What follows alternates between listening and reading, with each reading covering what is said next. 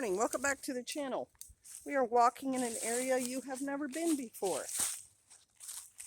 And this morning's topic, I think, I've been thinking about for a week.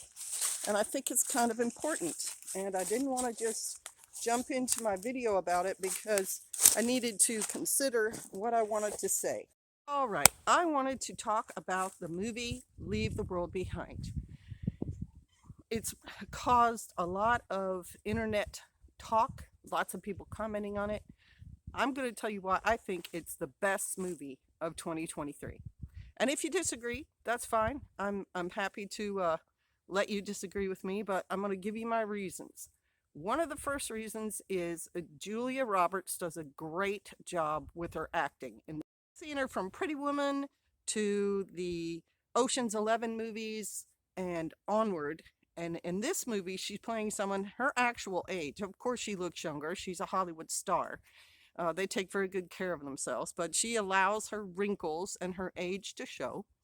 And she plays a very high-strung, professional modern woman who is initially suspicious of the circumstances that she and her family are put in after they're at this vacation. And she plays that tightly wound, high-strung woman to perfection.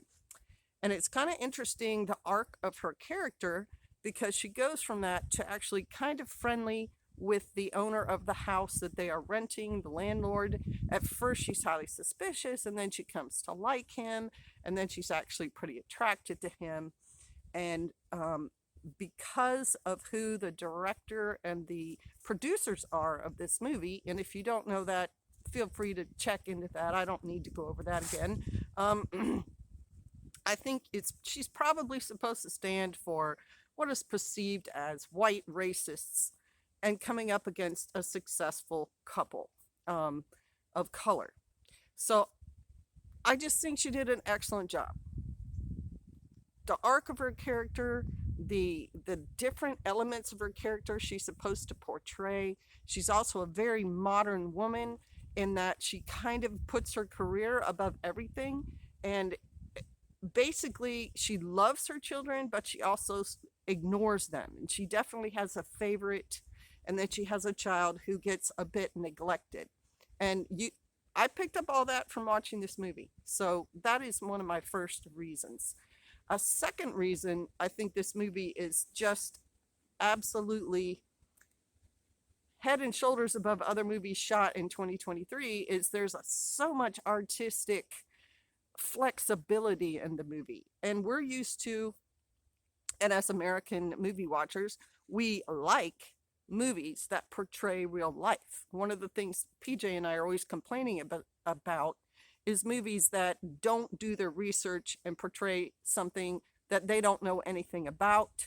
And they put out a lot of misinformation. But in this movie, the director isn't even trying to pretend that the situation he's presenting is reality. He's done a marvelous job with camera shots, with the use of AI, with the use of themes in the movie, especially with nature.